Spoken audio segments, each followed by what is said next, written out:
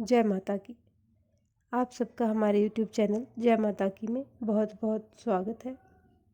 शारदीय नवरात्रों के बाद दशहरा आता है। दशहरे का पूजन और इसकी कहानी आज हम करेंगे। उससे पहले यदि आप हमारे चैनल पर अभी अभी नए आए हैं तो कृपा करके चैनल को सब्सक्राइब कर लीजिए और घंटी जैसे दिखने वाले बटन को भी दबा लीजिए ताकि आने वाली नई वीडियो की नोटिफिकेशन आप तक पहुंच सके। तो शुरू करते हैं। दशहरा पूजन आश्विन या आसोज मास की शुक्ल पक्ष की दशमी तिथि को दशहरे का पूजन किया जाता है। दशहरे के ऊपर जल, रोली, चावल, मोली, गुड़, दक्षिणा, फूल और जौ के जवारे चढ़ाओ। फिर एक हांडी में तो एक नगद रुपया व जवारे रखें। जवारे यानी जो हम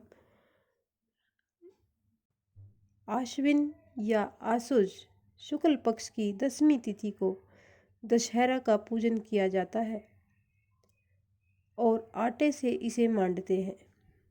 दशहरे के ऊपर जल, रोली, चावल, मोली, गुड़, दक्षिणा, फूल और जौ के जवारे, जो हम ये खेतरी बीजते हैं नवरात्रों में, वो वाले।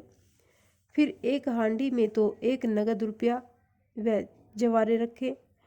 दूसरे में फल, रोली, चावल से पूजा करें। थोड़ी देर बाद जिस हांडी में रुपया रखा हो उस रुपये को निकालकर अलमारी में रख दे या अपनी बही या कापी में सतिया निकालकर उस पर जल, फूल, रोली, चावल चढ़ाए। थोड़े से जवारे रखकर फिर दशहरे का पूजन करें। बही पूज कर दवात और कलम का भी पूजन करें, यानी पेन और कापी का भी पूजन किया जाता है दशहरे के दिन। नीलकंठ का दर्शन करें।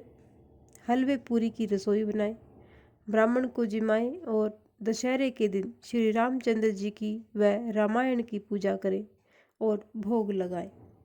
ये थी दशहरा पूजन की विधि। अब हम दशहरे की करेंगे कहानी। एक बार माँ पार्वती जी ने शिवजी भगवान से पूछा कि लोगों में जो दशहरे का त्योहार प्रचलित है इसका क्या फल है। शिवजी भगवान ने बताया कि आश्विन शुक्ल दशमी को सायंकाल में तारा उदय होने के समय विजय नामक काल होता है, जो सब इच्छाओं को पूर्ण करने वाला होता है। शत्रु पर विजय प्राप्त करने की इच्छा करने वाले राजा को इसी समय प्रस्थान करना चाहिए।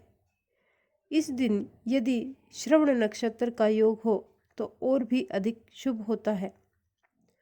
मर्यादा पुरुषोत्तम भगवान श्री रामचंद्र जी ने इसी विजय काल में श्रीलंका पर चढ़ाई की थी, इसलिए यह दिन बहुत ही पवित्र माना गया है और क्षत्रिय लोग इसे अपना प्रमुख त्योहार मानते हैं।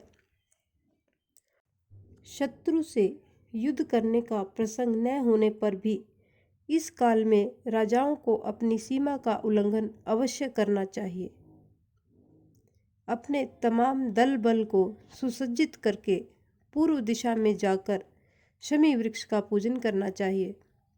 पूजन करने वाला शमी के सामने खड़ा होकर इस प्रकार ध्यान करे, हे शमी, तू सब पापों को नष्ट करने वाला है और शत्रुओं को भी पराजय देने वाला है। तूने अर्जुन का धनुष धारण किया और श्री रामचंद्र जी से प्रिय वाणी कही। माँ पार्वती जी बोली, शमी वृक्ष ने अर्जुन का धनुष कब और किस कारण धारण किया था तथा श्री रामचंद्र जी से कब और कैसी प्रियवाणी कही थी, सो कृपा करके समझाइए। भगवान शंकर जी ने उत्तर दिया, दुर्योधन ने पांडवों को जुए में हराकर इस शर्त पर वनवास दिया था कि वे 12 वर्ष तक प्रकट रूप में वन में जहाँ चाहें फिरे, किंतु 1 वर्ष बिल्कुल अज्ञातवास में रहे।